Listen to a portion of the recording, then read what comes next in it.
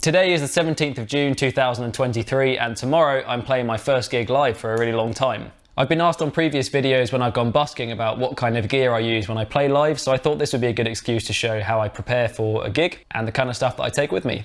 The gig tomorrow is a private party. I don't know exactly how many people are going to be there, but I would imagine it's going to be fairly intimate and it'll either be outdoors in the garden or inside, so I'm kind of tailoring what I'm taking with me around that as well. Let's take a look at the gear. Okay, so this is like the corner of my living room where all of my music gear is. I've got all my guitars here and my pedal board on the floor. I assume you can see that. Yes, you can if I get my legs out the way. I'm only going to be taking one guitar with me, and normally whenever I play live, I reach for my Pink Strat. And the reason for that is because it's got single coils and a humbucker in the bridge. So I can do some like John Mayer-y stuff, which I play a lot. So for example, Gravity is on the set list for this gig. And there's also lots of Alesis songs. So it gives me the option of playing some more rocky stuff on the humbucker in the bridge. If I show you the set list, I'll get a quick insert of this.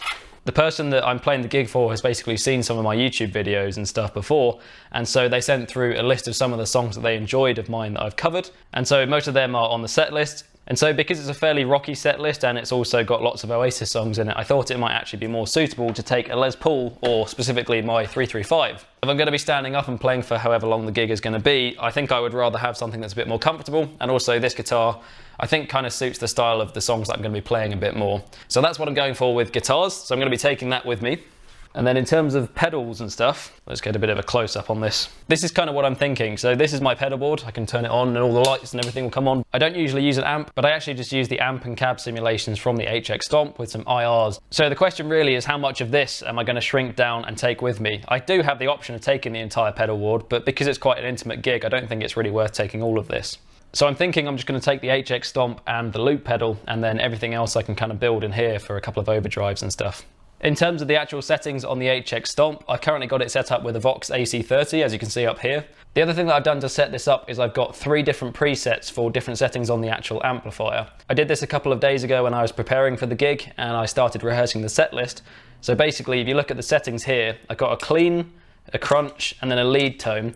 And you can see the differences here are the drive basically increases, and there's a bit of a change on the EQ per each one as well. And you'll also notice that if I turn these on and off, you can see the second IR that's the back of the amp being mic'd up actually turns off. That just takes a little bit of the bass out, which gives a bit of a sense that there's more high end in the signal, and that's just to cut through the mix a bit more.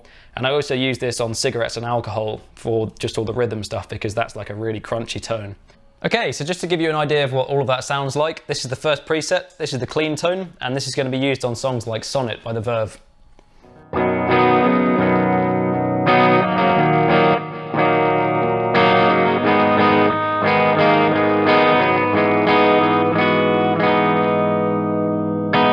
Then we have preset 2. I'm going to be using this on songs like a Rolling Stone. It's kind of a cover of a cover. This is more John Mayer's version of the original Bob Dylan song of Like a Rolling Stone. It sounds like this.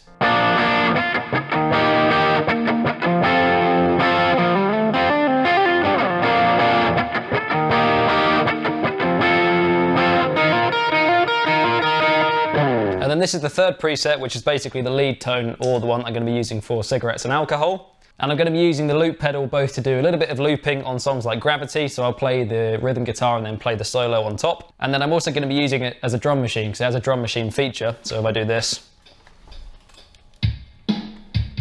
I'll use this on songs like Cigarettes and Alcohol.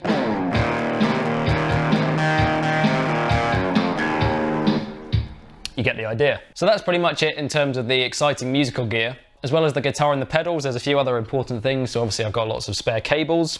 I've also got a portable power supply for the pedal board. This is what I used when I went busking in Trafalgar Square last year. It can comfortably run the loop pedal and the HX Stomp, so there's no need to worry about extension cables or anything, which is really handy. If there is an option to plug into mains, I probably will just do that instead, so I'll take the actual wall adapters as well for the pedals. But I think it's really handy to have something like this just in case you get any problems with ground hum or anything, which I've had at previous gigs. So if there's any sort of interference from the electricals for whatever reason, you can just go completely off the grid and use a power supply. Spare strings, very important.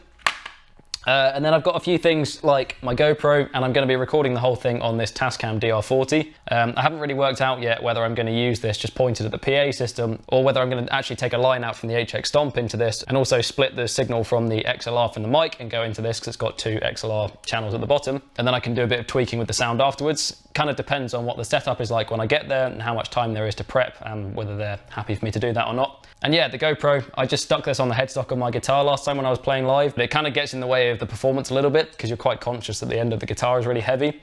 So I'll probably just put this off to the side where it's not going to obstruct anybody's view or get in the way. I don't know whether I'll post it on YouTube or not. I probably will if I get permission to, but I quite like just recording my gigs anyway, even if it's just for me, because I like to watch them back afterwards and see what songs I messed up, what songs worked well, and that can kind of inform my decision for the next time I play live. So yeah, that's the plan. I'll say goodbye now, and then if there's any footage after this, you'll know that I got permission to upload it, basically. See you soon. Why can't you see that nature has its way of warning me?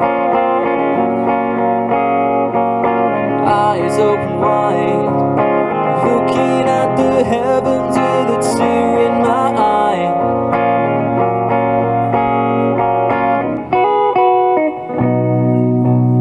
Oh, I'll never know what makes this man, with all the love his heart can stand, dream of ways to throw it all away.